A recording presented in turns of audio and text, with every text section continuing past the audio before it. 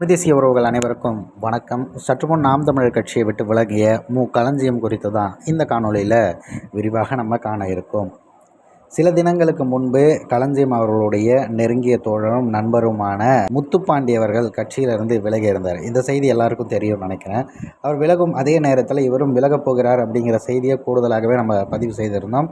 ஆனால் அதற்கு முன்பு வரை அவர் நான் கட்சியை விட்டு விலகலைங்க, ஆனால் அதற்குள்ளே என்னை யாரும் தவறாக ஏசுறீங்க, இந்த மாதிரியான விஷயங்கள் வேண்டான்ற மாதிரிலாம் ஒரு விஷயத்தை அவர் பதிவு செய்திருந்தார். இந்த பதிவு செய்யும்போது சில பேர் இவர் கட்சியை விட்டு விலக மாட்டார் அப்படின்னு நினச்சாங்க. அப்படிலாம் கிடையாது. அவர் லயோலாமணிக்கு பதிவு போடும்போதே நமக்கு தெரிஞ்சிருச்சு. இது வரைக்கும் போடாமல் திடீர்னு சில விஷயங்கள் போடும்போதே என்ன நிகழ்வு, கள நிலவரம் என்ன, அவங்க எந்த மாதிரியான விஷயங்களை விசாரிச்சுட்டு போகிறாங்கங்கிறதெல்லாம் நம்மளால் புரிஞ்சிக்க முடியுது. அந்த அளவுக்கு புரிதல் இல்லாமல் நம்ம இத்தனை ஆண்டு கால அந்த அரசியல் விஷயங்களை பார்த்துட்டு இருக்க மாட்டோம். சரி, ஓகே, மேலும் ஒரு நபர் அப்படின்னு எடுத்துக்கலாம். ஆனால் இவர் என்ன குறிப்பிட்டிருக்காருங்கிறத நிச்சயம் மக்கள் தெரிந்துக்கணும் இல்லையா? அந்த விஷயத்தை பதிவு பண்ணுவதற்காகத்தான் இந்த காணொளி. அவர் என்ன குறிப்பிட்டிருக்காருன்னா, அண்ணா வணக்கம். கடந்த 10 ஆண்டுகளுக்கும் மேலாக தமிழ் தேசிய அரசியல் களத்தில் உங்களை நம்பிக்கைக்குரிய தம்பியாக பயணித்ததில் நான் பெருமிதம் கொள்கிறேன்.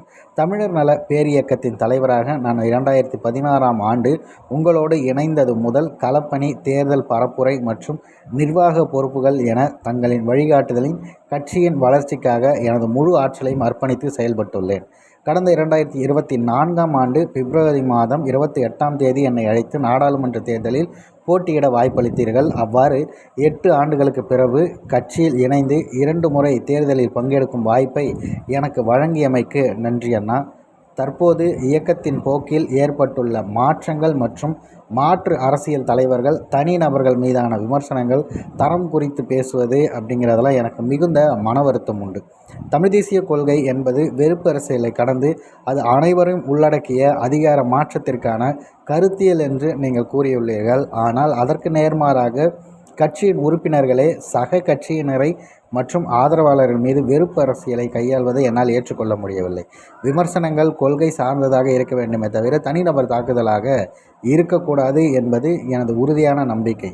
குறிப்பாக நம்மோடு பயணித்தவர்கள் மீது மாற்று கருத்து கொண்டவர்கள் மீதான இழிவான விமர்சனங்கள் நாம் முன்னெடுக்கும் தமிழ் தேசிய பண்பாட்டிற்கு உகந்ததல்ல என்று நான் கருதுகிறேன். எனவே எனது அரசியல் புரிதலும் தமிழ் தேசியத்தை முன்னெடுக்கும் வழிமுறைகளையும் கட்சியின் தற்போதைய போக்கிலிருந்து மாறுபடுகின்றன. இருப்பினும் உங்கள் மீதான மரியாதையை நான் எப்போதும் கொண்டிருப்பேன். கருத்து வேறுபாடுகளுடன் தொடர்ந்து பயணிப்பது ஆரோக்கியமானதாக இருக்காது என்பதால் நான் வகித்து வரும் பொறுப்புகளிலிருந்தும் நாம் தமிழர் கட்சியிலிருந்தும் முறைப்படி விலகிக் கொள்கிறேன். தமிழ் தேசிய அரசியல் களத்தில் ஒரு தம்பியாக எனது பயணம் தொடரும். இப்படிக்கு சோழன் களஞ்சியம். நன்றி அண்ணா அப்படின்னு அண்ணன் சீமான் அவர்களை குறிப்பிட்டு இந்த விஷயத்தை அவர் பதிவு செய்திருக்காரு. இவரை பற்றி உங்களது பார்வைகள் என்ன அப்படிங்கிறத பின்னோட்டத்தில் பதிவிட்டுடுங்க.